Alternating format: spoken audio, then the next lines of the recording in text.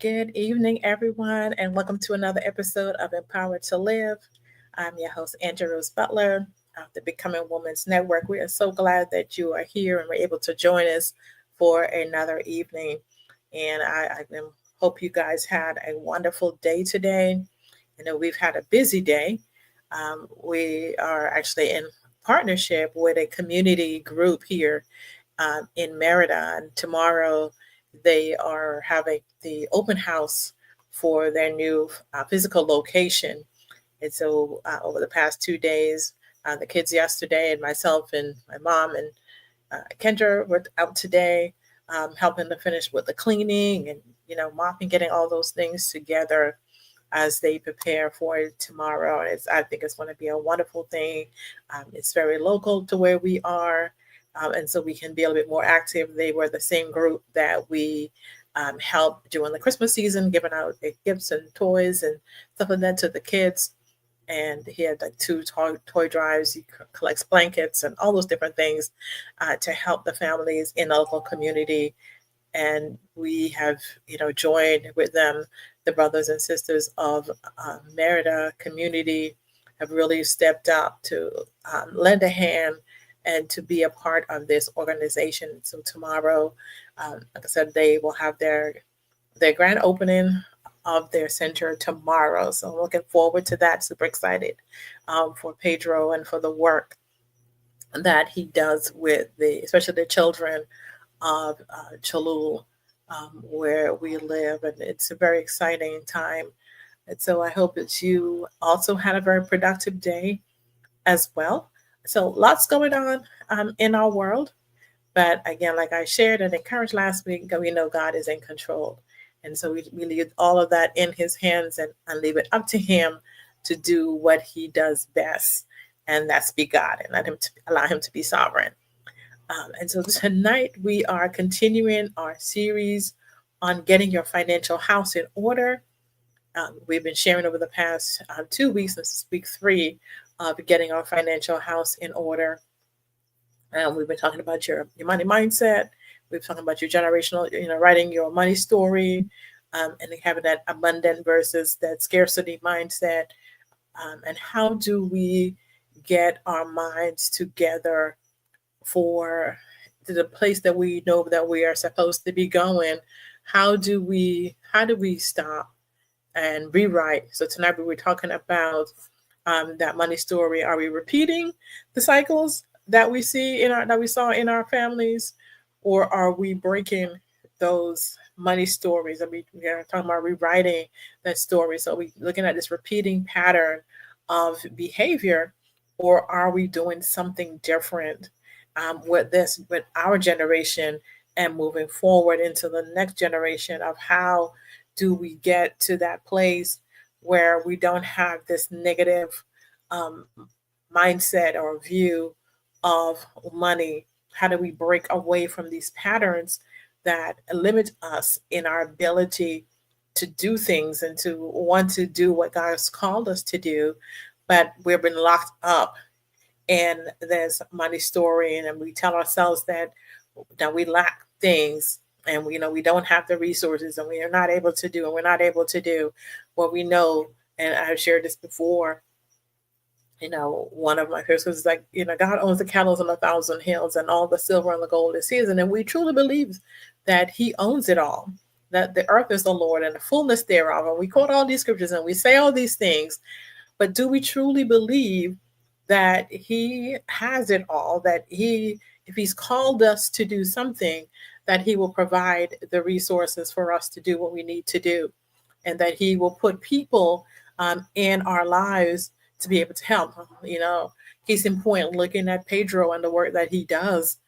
Uh, he had raised some money, and somehow he got robbed of the funds that he had saved up. He had fundraised to get for this event and to get started on the center and all the different things. And the call went out to our community, ones who have been helping with volunteering and so forth. And people came and they gave, and people showed up and they did the work. And so he was able to get back not only what he lost, but also more than he had in before. and people showed up and people came and they did and they gave.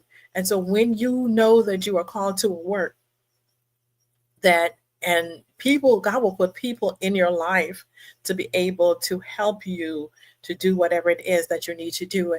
And so we're talking about that, money is a tool. It's our resource and it's not our source. And so we have to remember and remind ourselves of that all the time, that what we have is just a tool. It's not our tool. It's not our life. It's only a tool. And what we're not to be wrapped up in it. But it also, it should not also be a way for us to be limited in the things that we're able to do.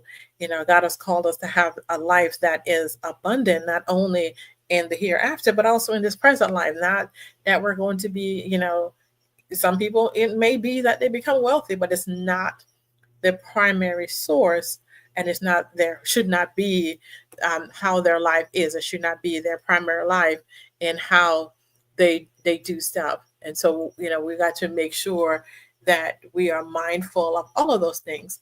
And so again, we're talking about this repeating the generational mindset, especially the scarcity one. Now, if you had an abundant mindset and you are good with that, then that's wonderful. And I pray that you pass that on to someone else and that you can help them in that. But if that's not your story, and your story is that you had this scarcity mindset, in my research, I saw a lady when she was a kid, and she was super excited about, all her friends were getting something that cost $10. And she was super excited about that. And she went to her mom and she was like, "Mom, I just need $10." I was just like, "I don't have $10 to give you, and that's a waste of $10. I'm not giving that to you to waste my money." And can you imagine, as a child, to be excited about something and to have someone come and not only say that what you're doing, and so internalizing what she heard was, "You're not worth $10." That's not what her mom said, but that's what she internalized as a child. She heard that internal word of that you're not valuable, you're not worth it, and you're a waste, and that's what she heard. And so she lived her life in this mindset of, I'm not valuable enough to even buy myself something that I desire, because I'm not worth it. And that is a horrible money story to have. And maybe that's your story. Maybe you were told by a parent when you went to them and you were excited, and and you, in your mind, look, as kids, we don't always think, parents have money and parents spend money on kids, and it doesn't look a lot. We say it's only $10, it's only $5, it's only this, it's only. And in your mind that is true, but when your parents, a lot of times they have burdens on them when they're knowing that there is not enough. But then it's the conversation that we have, and how we have that conversation, and then how our children internalize the conversation, or what we have when we say to them and what she heard. And so we have to look back and say, okay, what do we say to our kids to cause them to have this negative scarcity mindset? And then how, as you now as an adult, how do you break that scarcity mindset off of yourself?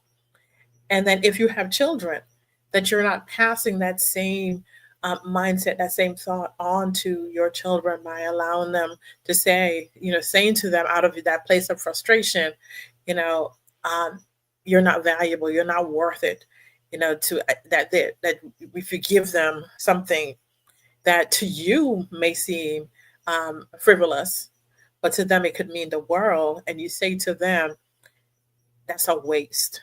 And then what they hear, and then what they internalize, and then how it shapes their entire life and shape their future.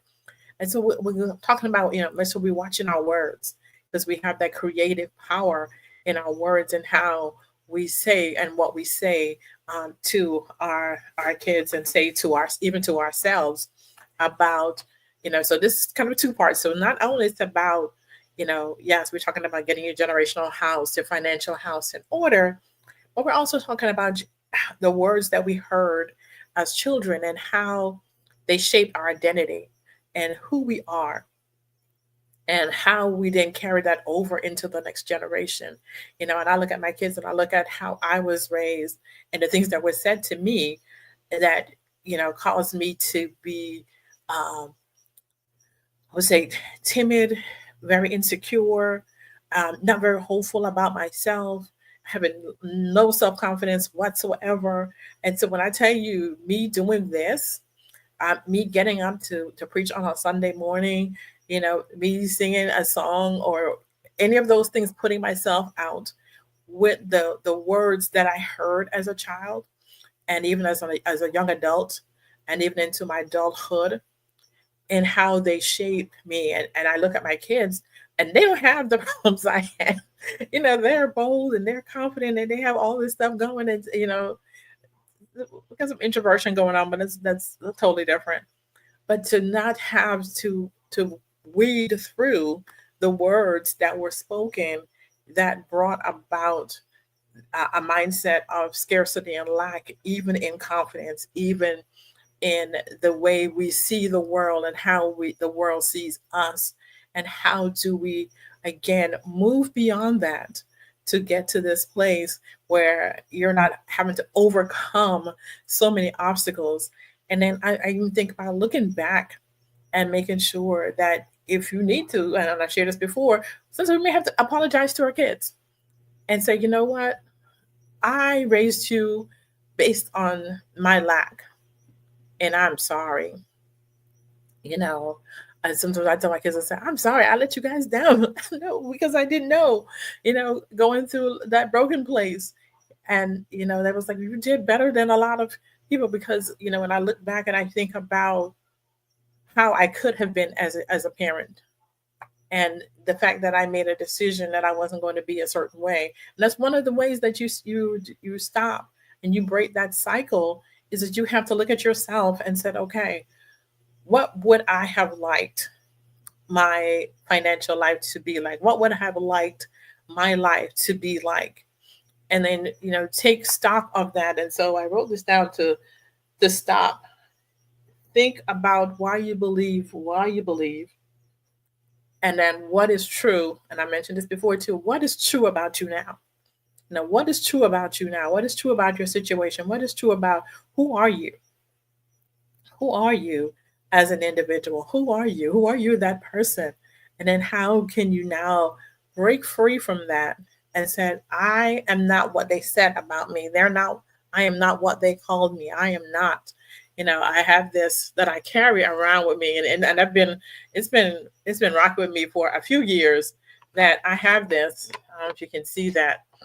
And I keep this. It's been on my desk. I probably should get a laminator or put it in something, but have this that I've been saying and carrying around, and I keep it in front of me for, I want to say it's been about 10 or 12 years that I've had this. It says, I am an answer. I am loved. I'm intelligent. I'm capable of doing great things for his kingdom. And that was Lisa Bevere. She said that years ago. And I typed that up, and I carry it with me, and it sits here on my desk. It's sat on my desk at work. I had it in one of those little document folder things hanging on my wall. For at least 10 to 14 years, I've been carrying this around with me, and I carry it.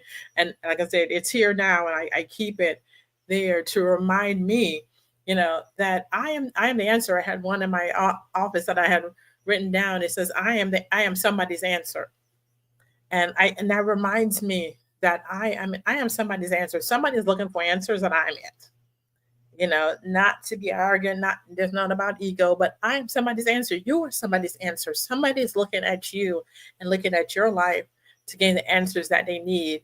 They're looking at you and saying, oh my God, they overcame this, and this is what they're doing. You may think you're crazy and insane in the membrane, and that may be true. But what the world sees is somebody that's confident and kind and beautiful and intelligent, and you give of yourself, and the world sees that, and then you are that answer to somebody to say, if they can overcome this, then I can do that too. And the same thing when we think about our generational, our financial house, and how do we get it in order? Maybe our parents, they didn't have the resources that we have today. I tell my kids all the time, I said, you guys grew up on the internet. I didn't have internet. The things you all know today, I didn't have all of those things. And so they're further ahead, but sometimes I think they're further behind. But the resources that are available that our families did not have. And you got to think about how they came through Jim Crow, especially in the African American community, coming out of Jim Crow and coming out of slavery and coming up all these things and the obstacles that they were fighting for survival. And all they knew was how to survive. But you now have you're on the other side of their survival to come to that place where you can thrive and not no longer just be in survival mode. So when you look at your parents and you may think, oh, they set me up to fail. No, they set you up to thrive, because they survived. You can thrive because yes, I know there are things going on in the U.S. and they're trying to push back and get rid of all the stuff that they fought for to get us out of that place of survival. And now, we've made it to the other side. We're one of the most educated generation, even this one. Being able to go to college, being able to finish high school, being able to finish. I look at my mom, I think she went to the third, fourth grade was the highest that she went to. But let me tell you about this woman. She can do some math in her head. And she's ciphering. She may not have the education, but I came up and I didn't go to college, but I'm well read. My kids went to college, and I'm hoping that their generation will do better. But the thing is this, every generation builds on itself, and I could say, well, this is how this was, and she struggled, and I struggled for a period. But then I came out on the other side, and I'm helping my children. I'm hoping that it's not going to be their story, because we're working on breaking these things. And we have to look and say, okay, now, why was this generation the way they were? And I'm also reminded about the story about, having that Thanksgiving dinner preparation with the generations there. And one comes and said, why did we cut the ends off the ham to put it in this pan? And the other one says, she asked her mom said, I don't know, this time my mom always does it. And then they go to grandma. Grandma says, why you cut the ends of the ham? And she goes, I don't know, that's what my mom always does it. And then they found out that grandma or great grandma didn't have a pan big enough to hold the ham to fit in the pan. So she had to cut the ends off and make do with what she had. And the same thing, we have bigger pans now, so we don't have to follow the same cycle of cutting the ends off to getting them to fit, because now we have come to a new place where we are now thriving and we can get a bigger pan and we don't have to worry about that. And it's the same thing about whether or not we break the generational cycle of scarcity and rewrite that story. When we're talking about rewriting our generational, our money story, it's going to be an exercise, and I hope that you all be able to participate in writing out your story and what you want it to be, like where you are right now. What are your thoughts around money? And then how do you want to see that transformation take place in your life, where you're no longer living in this place of scarcity, where you're just like, I lack, and you're working yourself in a place where you don't want to be, just because of the fact that you feel like I can't move forward. And so we're going to be talking about some of those things that we can do. We're going to have a special guest coming in the next few weeks. She's going to be doing two segments of the podcast. And she's going to talk about some of those things. How do we get out of this place? How do we move forward now? Now, we've been talking about changing your mindset. And so I'm hoping that you be working and that you're taking to heart these things, that we want to change the way we think, especially when it comes to being, having that scarcity, that lack, and living in that place of fear that you will never come out, and that your life will never be different, and you're going to work yourself to death, and you'll never be able to enjoy life. And so, and I don't want that to be your story. I don't want that to be that story for you. And so how do we now move forward and get out of that place? And again, just that reminder, I wrote this down. It says to make money your friend and not your enemy, and have an honest conversation with yourself. Have an honest conversation with your family. I was doing research again. I saw where this gentleman shared about his parents, where the father was he was having the conversations. He thought they had paid off their house, and mom had a whole different mindset about money, and she had gotten herself in financial debt, and she paid the bills. And so she refinanced the house, took her husband off of the house. And so it shows a pay off. So he thought that the house was paid off. And so he was like, I'm burning the mortgage. And when he passed away, and then it's almost like, I'm gonna move my mom in with me. We're gonna sell this house because it's paid off, or we're gonna buy a house together. She can come live with us, and da da da da da. We're gonna do this. And when he did that, the realtor says, your parents' house is not paid off. And come to find out that mom had got herself in like credit card debt. She did all these different things, and she had refinanced and taken out loans against the house and all these different things, but she never spoke about the fact that she was in financial trouble. She never shared that, and her husband went to his grave like thinking that everything was fine, but it wasn't, because they didn't have those conversations. She didn't talk about what she was doing. She didn't talk about how, their family was not secure. And, they're in their, she's in her late 70s, and she's in more debt than she's ever been in her entire life, and she's only had Social Security. And so, that we find that to be true for a lot of people, that you dig yourself into a hole in your younger days, and then when you come to the latter part of your life, you can't enjoy your life because of the fact that you have, whether or not you like to shop, whether you need the latest, greatest gadgets, new shoes, got to go to the party, got to get that dress, got to get hair done, got to get all this stuff done. And you find yourself where you have overextended yourself and you've got high credit card debts. And I shared this before, like how do we and that also keeps you in bondage, that keeps you trapped. So how do you get out of that place and being able to live free? To live free and to live that abundant life, and not having to get into your latter years and you're having to eat cat food because of the fact that you don't have money to pay for or to live, and to live well.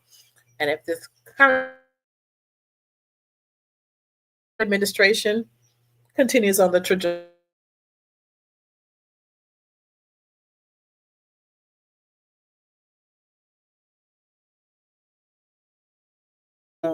are struggling. Sorry, my internet went out. Who are struggling. It's like, how do we get beyond that place and get to that place of surviving, moving from surviving into that place of thriving? So again, I just want to encourage you, look at your life. Sometimes we got to take stock. We have to sit down and take stock of where we are, especially as you're aging, and especially if you have aging parents, making sure that you're looking at their finances as well, making sure that they are okay, because they didn't know how to talk about money. It was never things that we didn't talk about those things. They don't talk about those things that, my mom's generation and so forth. They didn't talk about money. They didn't have those conversations about where they are, and they lived in these secret places. And so we got to sit down with them. If you're in that sandwich generation, like myself, want to make sure that they're okay and that you're okay as well. Make sure you have, there's some financial planning organizations out there. Some of them are free, some of them are not. Check with your employer if you're still employed to see if that's something that they offer, especially your 401k administrator. Check with them as well to make sure that make sure you're checking up and doing what you need to do to make sure that you find yourself in a better place, and not in a place where you are, where you look up and you're like, I don't know what I'm going to do, and I'm going to work until I die. I truly don't want that for you. And I don't want it to be your story. So that's why I'm having these segments about getting your house in order, getting that financial house in order so you know where you are, so you know what's your starting place, and then where do you go from here, because you can only go up. And so I want to thank you all for joining me for another episode of Empowered to Live. Remember, God has given us everything that we need to live this life and also to live godly. Have a wonderful night. Bye-bye.